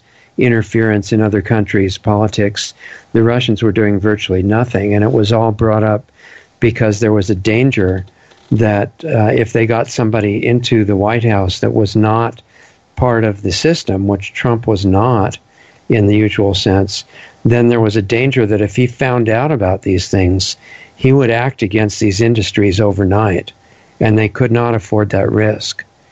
That was the origin of the whole Russia thing. Wow. And it's been completely debunked now. It never happened, and they're still on it.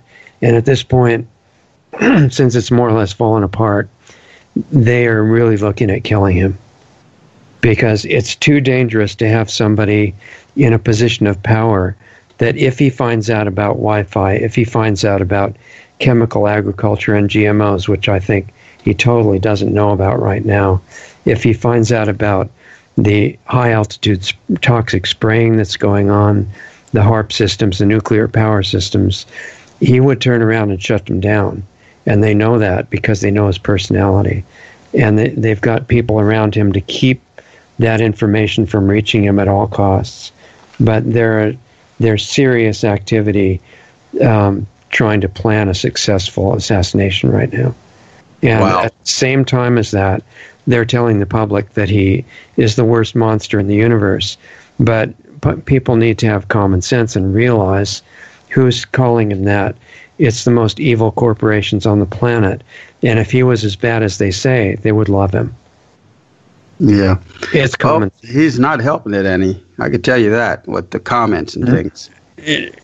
Well, a lot of it, yeah, and it's a big subject. I think it's super interesting, and I don't have any allegiance to either political party at all. But most of the comments they put on television that are supposedly attributed to him are either out of context or completely made up from scratch. Yeah, and that's just wrong. That's wrong to do something. It's pretty serious, yeah, because what they're trying to do is make everybody fight each other about race, which he is definitely not racist and never was. That was made up from the beginning. And he's been trying to bring people together, and they say everything he does is racist. It's completely ridiculous. But there is a strong cartel in power that does want division between the people, because if we're busy fighting and hating each other, then we don't notice what's being done to us. Mm-hmm. And I think it's important that we somehow get beyond that and start waking up a little bit, because the very people that are bringing all these accusations about, all the terrible things they say are being done, they're usually behind it themselves. And if they know that if we ever become aware of ourselves and what we really could do, the whole game of destruction is over. That's interesting.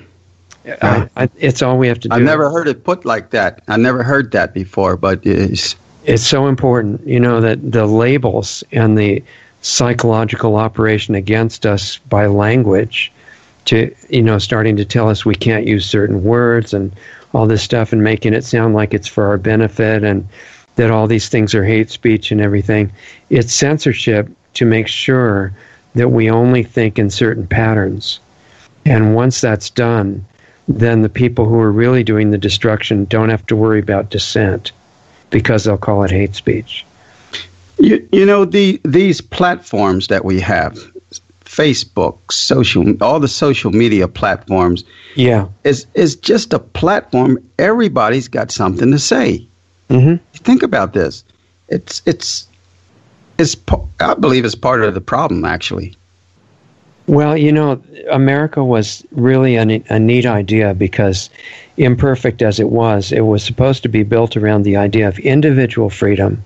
And the only reason for government was to keep that safe, not to control anybody.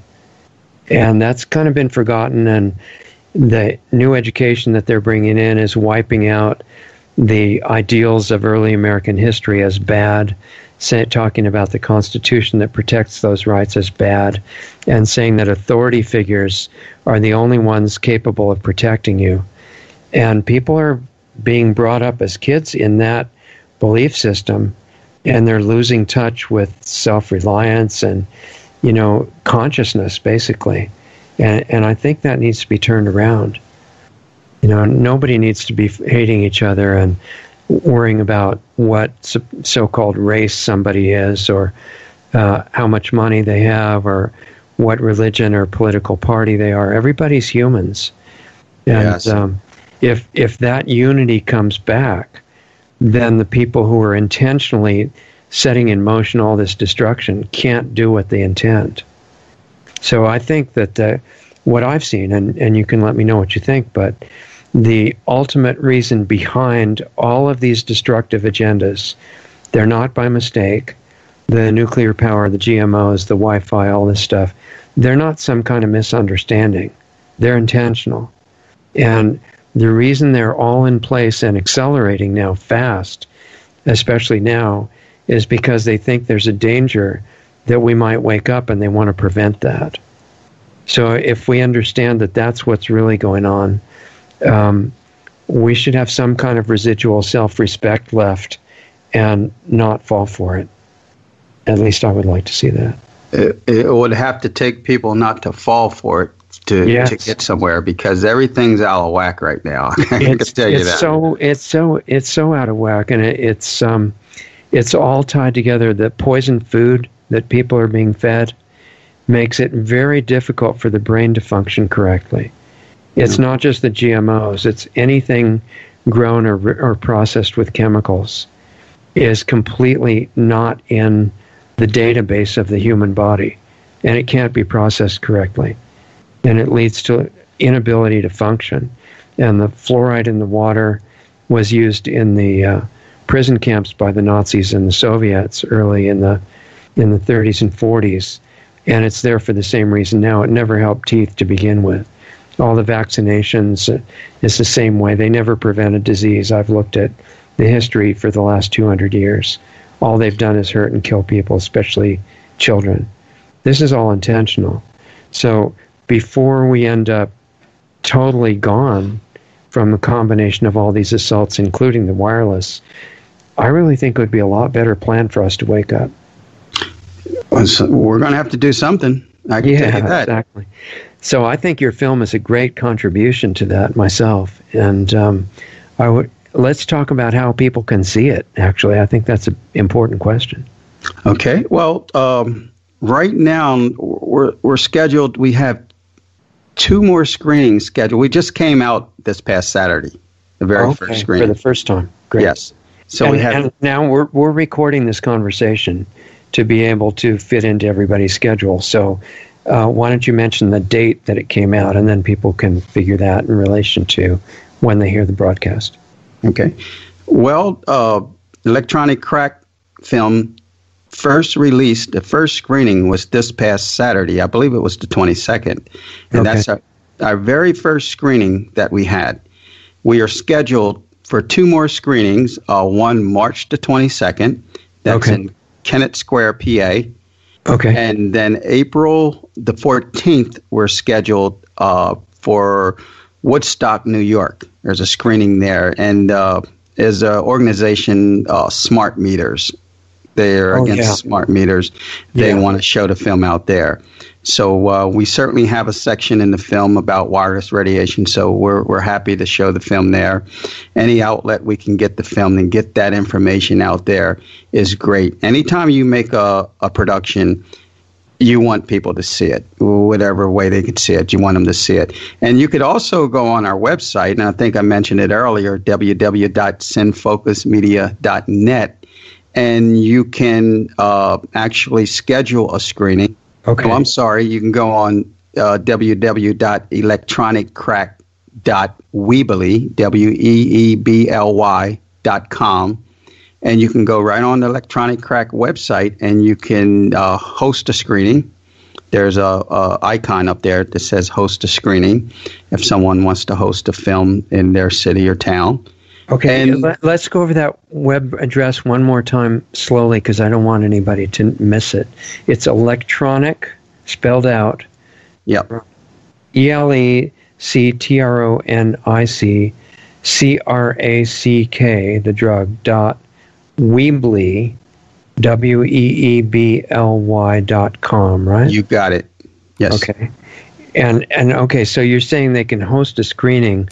What does that mean? You give them a file or a hard copy or something to show people, or how do you do that?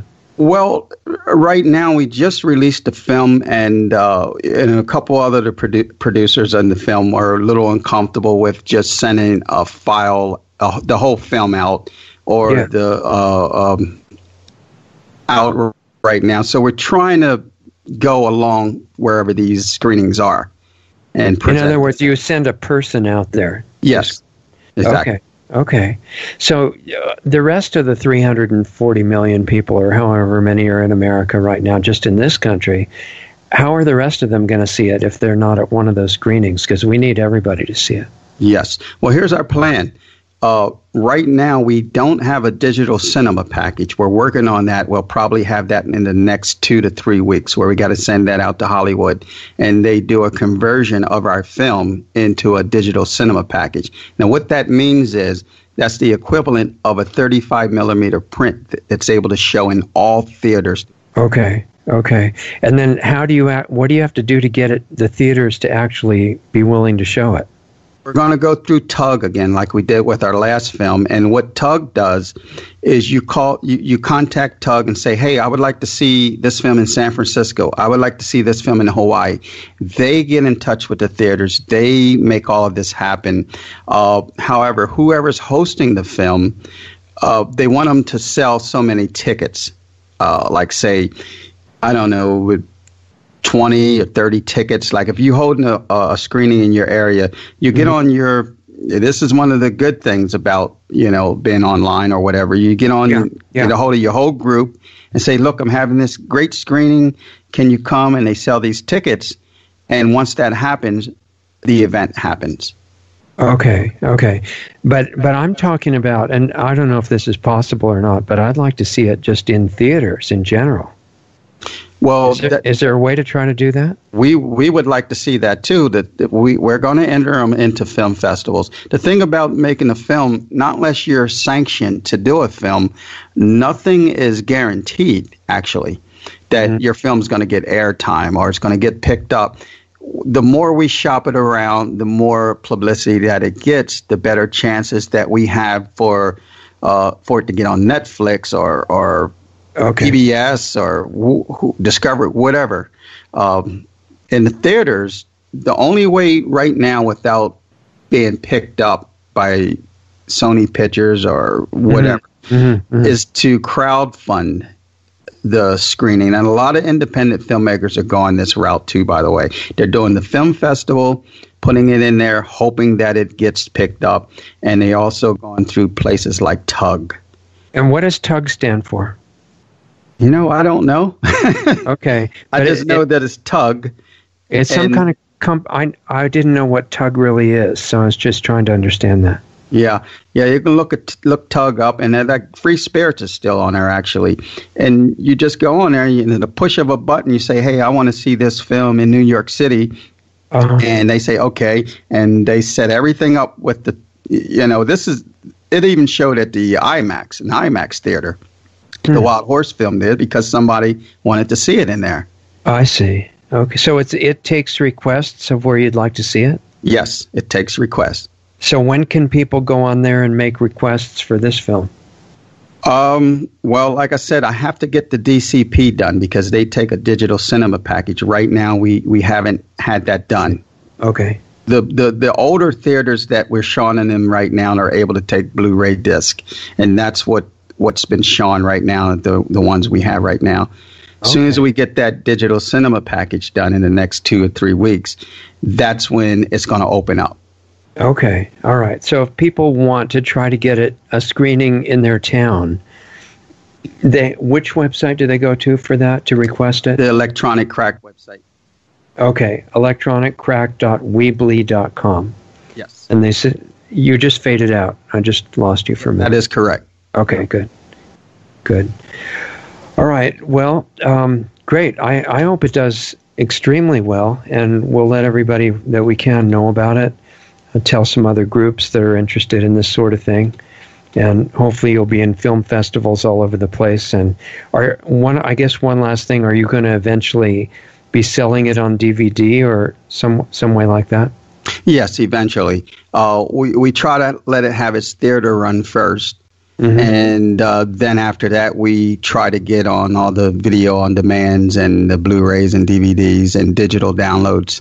Okay. And have you got trailers or promos of some kind on YouTube, or will you? Yes. There's a trailer up right now on YouTube, and they could actually Google Electronic Crack Film, and it'll come right up. So if they just go to YouTube, actually, and there's a search bar there, and they could put Electronic Crack in that, it should come up. It should come up, pop right up, yes. Okay. All right. Well, that sounds great. I hope everybody will go see it and go to electroniccrack.weebly.com and request it for your city, and let the people that you know that are interested in the whole wireless issue become aware of this, and we'll see how much we can help it spread around. So I really appreciate your being on, and hold on for a minute and we'll say goodbye in the break here. Okay. Okay, guys, there goes Joseph Piner, the creator of the movie Electronic Crack, about the drug addiction to electronic devices that is affecting all of our lives right now all over the world. And kids are growing up now with no memory of the time before these devices existed to dominate our lives.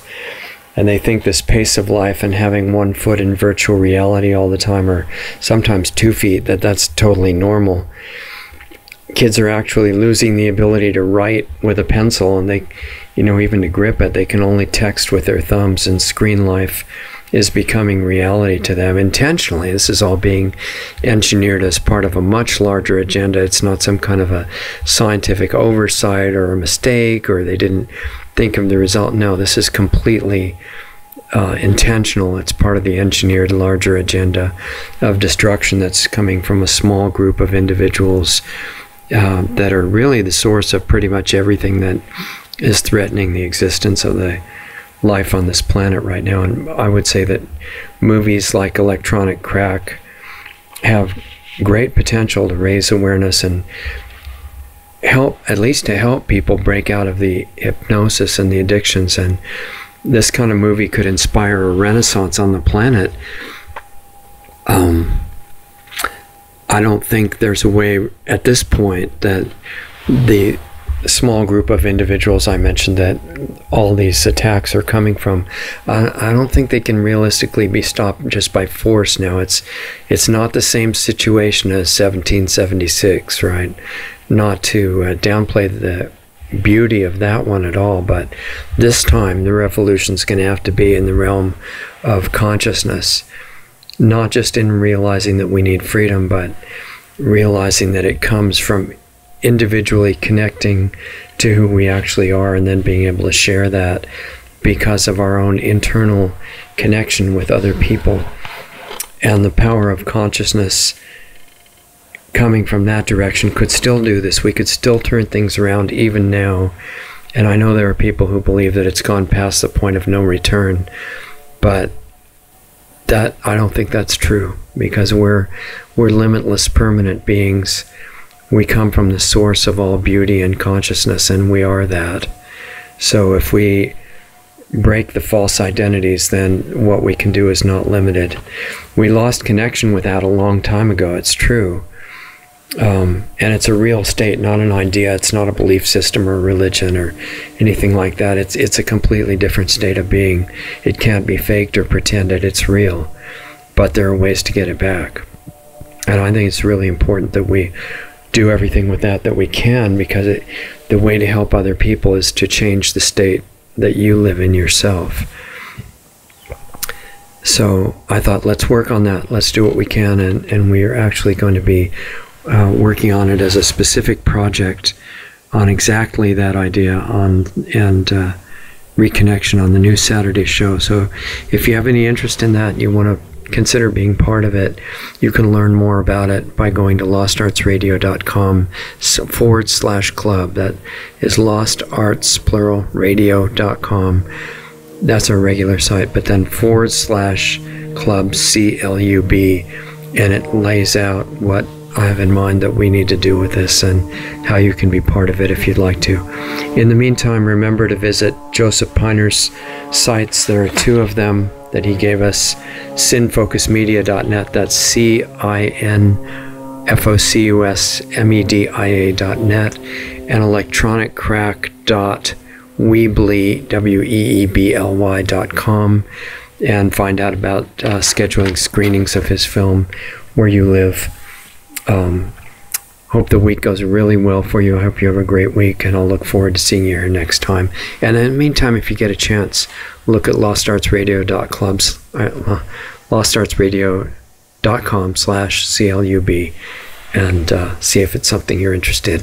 Otherwise, I'll look forward to seeing you here again next time, and good luck with everything until then. See you then. As of January 2018, the Saturday live call-in show is now an interactive video platform called the Planetary Healing Club.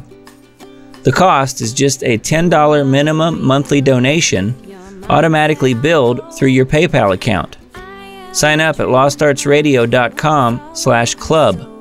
The Planetary Healing Club is every Saturday night at 9 p.m. Eastern, 6 p.m. Pacific. You get your link to participate in the show upon signing up as a member. Those shows are also archived as well for club members. Listen to our new shows with guests every Sunday night at 9 p.m. Eastern, 6 p.m. Pacific. All Sunday shows with guests have archives freely available on our website at lostartsradio.com. You can also find them at blogtalkradio.com/lostartsradio, as well as our YouTube channel, youtube.com/C/lostartsradio. Mixcloud at mixcloud.com/lostartsradio. And finally, look us up under the podcast directory on iTunes. Find us on Facebook at facebook.com/Lost Arts Radio or on Twitter at Lost Arts Radio. Be sure to join the free Lost Arts Radio Facebook group as well.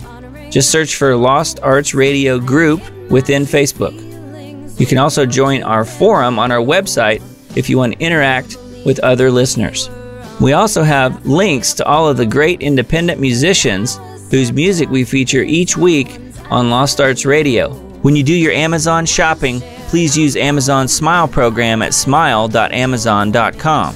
And when you choose Lost Arts Research Institute in Sedona, Arizona as your charity, Amazon will donate 0.5% of whatever your order total is to Lost Arts Research Institute to help fund the building of the school and keep our radio show on the air.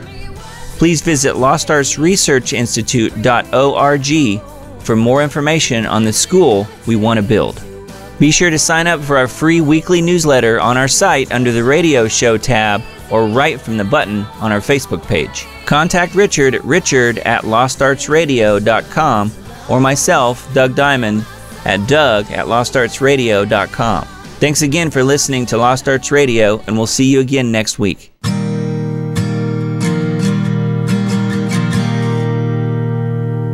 Oh, you want me to be the perfect one. It's so easy to see why I push you away.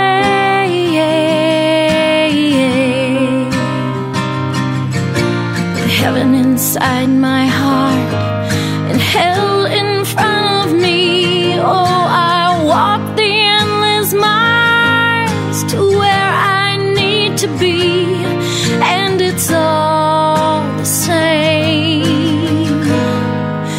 We're holding out for change. Yeah, our world is a mess. Planets in distress.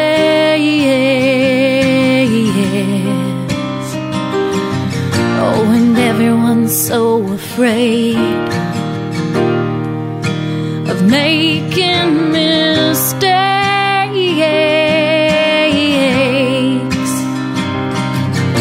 With heaven above our heads and hell below our feet, oh, I walk for countless miles to a tune that pushes me, and it calls out my name. Oh, it's time for a change. Yeah, it's time for a change.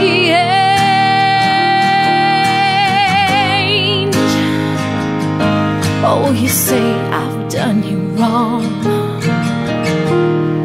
still you wrote me this song. Now still you stay away. You haven't called me for days.